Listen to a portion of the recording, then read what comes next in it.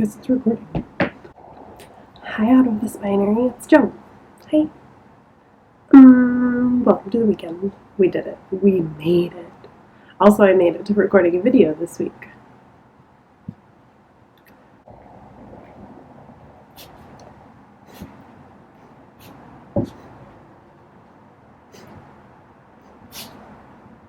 Okay, so this week is a fluffy week, which I've been having a hard time with fluffy weeks, but somebody gave me a cool idea to share my art, which is usually my writing. That's what I do for art, or what I've been doing lately.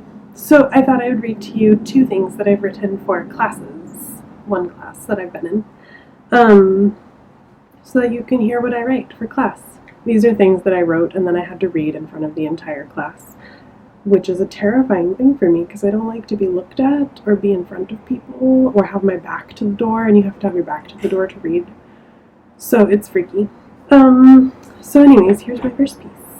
This is fiction. And it doesn't have a title, but it's kind of like, it's dealing with, I'm writing a novel. I've been working on it for a while, so this is like part of it. A beach. Gray sand meeting gray ocean. Gray sky turning towards gray dusk. The shoreline a litter of items. Everything looks like junk, Phoenix thought to themselves. They were laying amongst the piles of junk, like junk themselves. They sat up, coughing out seawater and fluorescent acid puke. The shriek of a seagull above their head and the sound, splat, of shit hitting wet sand next to them. Fuck you too, Phoenix croaked out before puking again. Later, wandering in and out of the surf, Phoenix wondered what direction they were going. If they were on the west coast of the United States, it would be north that they walked. But Phoenix was acutely aware that this beach did not belong to the west coast. It didn't belong to any earth coast. Of this they were certain. It was the way the light shifted that gave it away. It wasn't overcast, and the light didn't change into an earth dusk. Instead, and very quickly, it was a gray-purple night lit by 4 moons and an array of nebulae. On the ground at their feet was a box. It wasn't wood or metal or plastic. It was some new material, perhaps compressed hemp. Phoenix lifted the box. It fit within their 2 hands, not bigger than a 64 pack of crayons. It felt electric, like a snap, of humming in their joints. On the bottom was a shipping label. Phoenix, Virginia Sawyer, the beach. Elsewhere. This was elsewhere?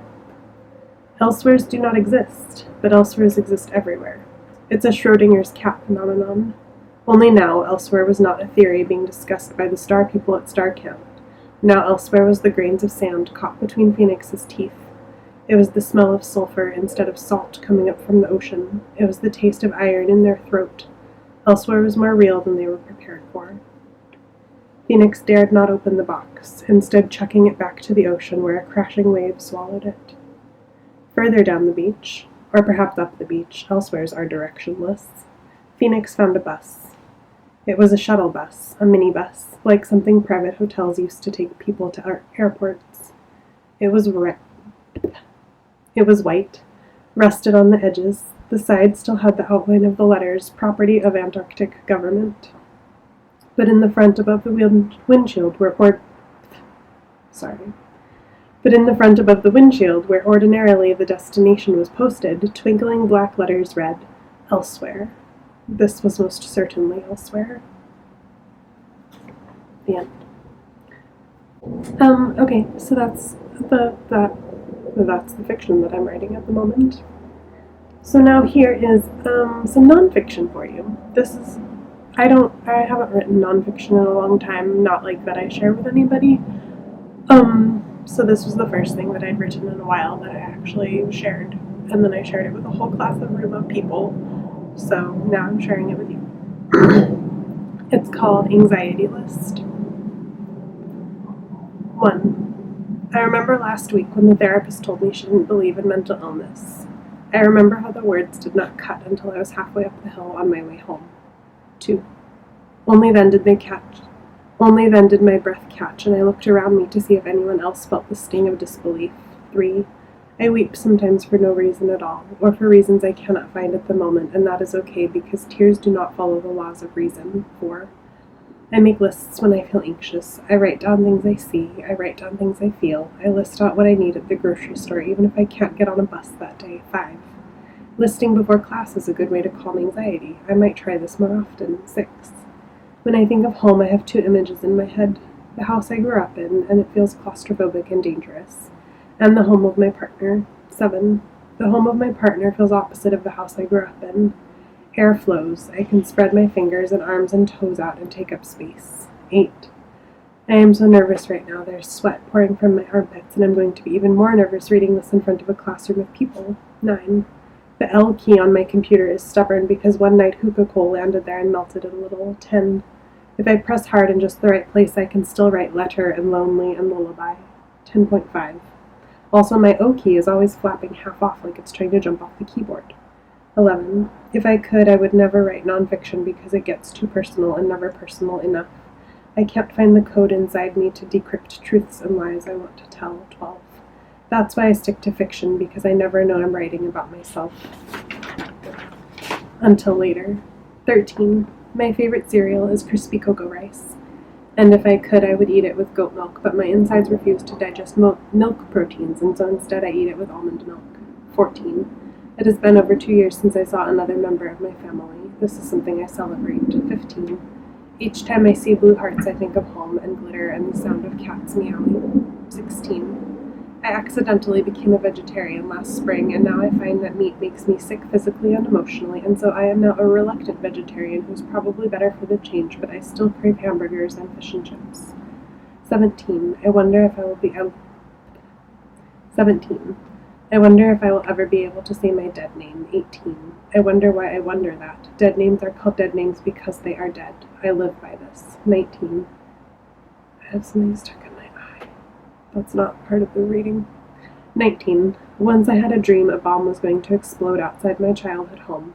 I was the only one who could save everyone inside, and so I took a slice of bologna and a chocolate chip cookie and slid them into the CD slot on the side of the red and white bomb, and everyone inside was saved. 20. In hindsight, maybe I should have eaten the cookie and bologna and let the bomb explode. 21. A therapist told me once that homicidal thoughts were much healthier than suicidal thoughts, so I have stopped shaming myself for the times I wish someone in my past life were dead. 22. I started smoking cigarettes 7 months ago. 23. If I go back to proofread this before class, I will probably not want to read it. So I'm going to leave every mistake here. They are each a sign of how much I want to be here, even though my muscles are shaking and begging me to run out the door. 24. I'm shy like the rest of you, but I want to share too. 25. When I was born underwater. The end. Ooh. They just have to stem out some anxiety. Because I get so nervous about sharing, especially when it's nonfiction. I much prefer sharing fiction. Because I guess fiction feels safer, even though it's just as personal. Anyways, there you go. There's some of the art that I'm doing right now. And now I've shared it with you. Hopefully I've also put in subtitles or closed captions, because these are typed out pieces, so it's really easy to do. I'm still so anxious. I'm just gonna have to go and deal with this. I don't remember anything else right now. That's how anxious I got. I don't know what announcements I was supposed to say. I don't know if we're doing anything. Look in the description box below if you're interested in anything that's going on. Maybe I put things there. I don't know. I have to go. Have a good week. Believe in yourself. I'll see you next weekend. I don't know what we're talking about, but we'll talk about something. I'm really into this motion today. Okay, bye!